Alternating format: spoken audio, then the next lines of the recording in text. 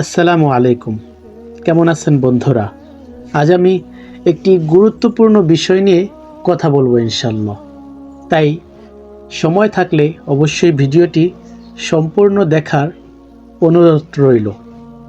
তো বিষয়টি হলো, বর্তমান সমাজে অনেক মানুষ জেনে কিংবা না জেনে, বুঝে কিংবা না বুঝে একটি কথা বলে থাকেন, তা হলো আলেমরা রাজনীতি কিসের? আলেমদের কিসের রাজনীতি? বা তারা কি রাজনীতি করতে পারেনি, তারা কিসের রাজনীতি করবে? এরকম আরও অনেক ধরনের কথা বলে থাকেন। আবার বলে থাকেন যে আলেমরা কখনো রাজনীতি করে নাই, তারা কিভাবে রাজনীতি করবে? তারা রাজনীতি সম্পর্কে বোঝে না, তারা কিভাবে শাসন করবে? এরকম আরও বহুত কথা বলে থাকেন, যা কখনোই সঠিক নয়। এটির কারণ হলো, আপনাদেরকে একটা জিনিস বুঝতে হবে, আমরা বাঙালিরা কি মুসলিম। এটা একটি মুসলিম গরিষ্ঠ দেশ।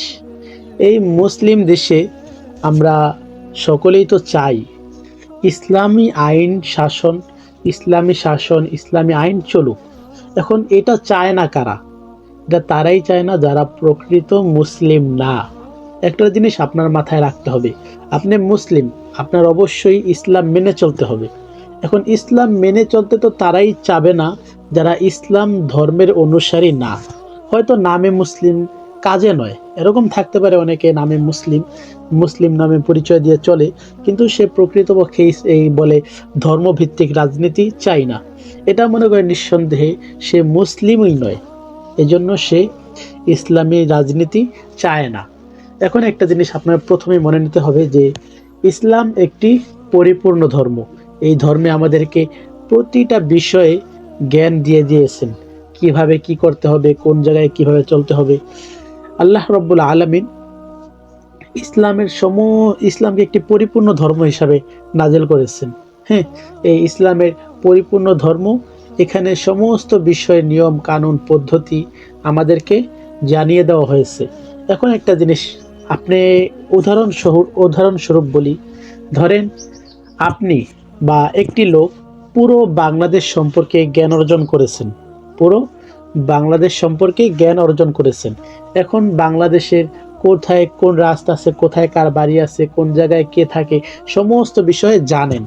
কিন্তু আরেকজন ব্যক্তি বাংলাদেশের সমস্ত কিছু তো জানেন না, তবে জানেন কি, ধরেন কক্সবাজার থেকে বা আমাদের শরীয়তপুর থেকে বলি, শরীয়তপুর থেকে ঢাকা যেতে একটি সহজ পথ মনে করেন, সে শরীয়তপুর থেকে মাদারীপুর, ফরিদপুর, তারপরে ঘুইরা ঢাকা যায়।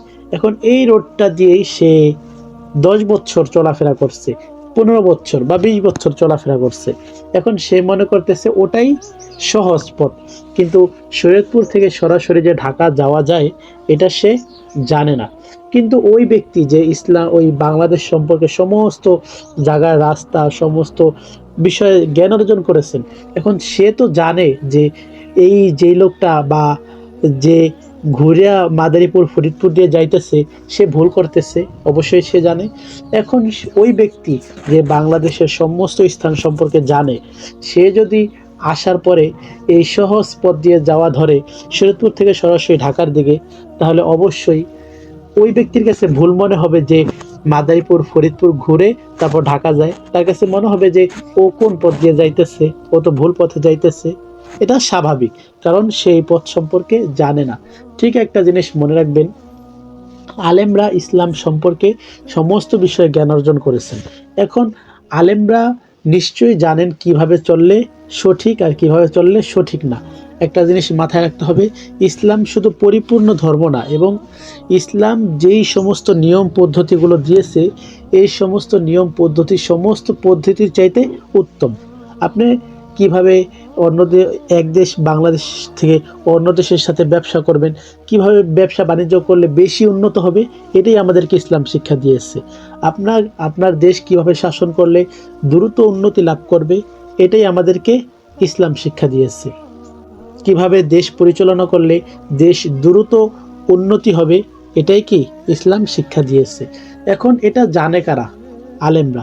এখন আলেমরা রাজনীতিতে আসলে বা সঠিক পথে চললে কিছু কিছু মানুষের জ্বলবে, কারণ তারা চায় না যে বাংলাদেশ ইসলামী রাজনীতি করুক, ইসলাম প্রতিষ্ঠা হোক, এটা তারা চায় না।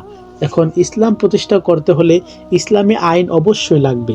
আর যখন ইসলামী আইন শাসন করতে পারবেন, প্রতিষ্ঠা করতে পারবেন, তখনই বুঝতে পারবেন যে ইসলামী শাসনের ভিতরে কতটা উপকার।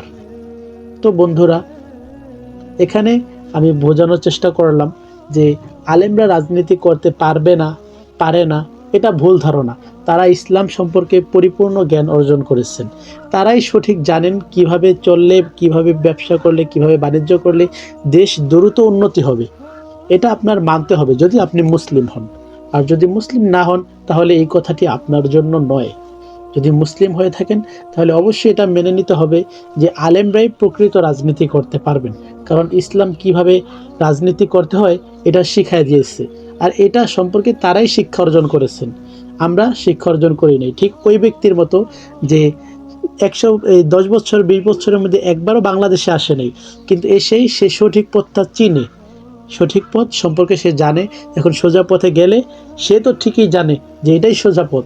আলেমরা ঠিকই জানে যে ইসলামী রাজনীতি সঠিক রাজনীতি, কিন্তু আমরা সাধারণ পাবলিক বা যারা এই সাধারণ মানুষের লোভে পড়ে, টাকার লোভে পড়ে, নিজের ক্ষমতার লোভে পড়ে আমরা যে ইসলামী নেতৃত্ব হারায় ফেলতেছি, এটা আমরা জানি না। এখন কোনটা সঠিক কোনটা বেসঠিক এটাই আমরা বুঝতে পারতেছি না। এখন ভুল পথে সে 1000 বছর চললেও তার সঠিক পথ যদি না জানে তাহলে কি তার কাছে এটা মনে হবে ওটা ভুল। কিন্তু প্রকৃতপক্ষে আলেমরাই জানেন কিভাবে রাজনীতি করতে হয়, কারণ ইসলাম তাদেরকে শিক্ষা দিয়েছে আর ইসলাম সম্পর্কে তারা জেনেছেন। এখন এটা বলতে শুধু আলেমদেরকে উদ্দেশ্য করতেছি না, যারা ইসলাম সম্পর্কে জানেন এবং মানার চেষ্টা করেন তাদের দ্বারাই দেশ উন্নতি করা সম্ভব, দেশের উন্নতি করা সম্ভব। কারণ উন্নতির সর্বোচ্চ পন্থা ইসলাম আমাদেরকে শিক্ষা দিয়েছে, আর সেটা তারাই জানেন এবং তারাই মানার চেষ্টা করবেন। তো বন্ধুরা, এজন্য আমরা এরকম কোনো কথা না বলবো যেটার কারণে আমাদের ঈমান চলে যেতে পারে। কারণ আমরা যে কথাগুলো বলি, আল্লাহ রাব্বুল আলামিন সরাসরি বলে দিয়েছেন যে আলেমরাই আমি আল্লাহ তাআলাকে সবচেয়ে বেশি ভয় পাই। আর আমরা বলে থাকি আলেমরা কিসের রাজনীতি করব, আলেমরা কিছু পারে না। এটা সম্পূর্ণ ভুল ধারণা, যা আমাদের ঈমান চলে যাওয়ার সম্ভাবনা তৈরি করে। কাজেই আমরা সকলে ইসলামের পথে চলে আসার চেষ্টা করি, আলেমদেরকে সহযোগিতা করার চেষ্টা করি, ইসলামকে বাংলাদেশে প্রতিষ্ঠা করার বাংলাদেশে ইসলাম প্রতিষ্ঠা করার জন্য চেষ্টা করি। এতে দুনিয়াতে যেরকম আমাদের ফায়দা হবে, তদ্রূপভাবে আখিরাতেও কল্যাণ হবে, আখিরাতেও ফায়দা হবে। তো বন্ধুরা, আজ এ পর্যন্তই। ওমা তাওফিকি ইল্লা বিল্লাহ। আসসালামু আলাইকুম।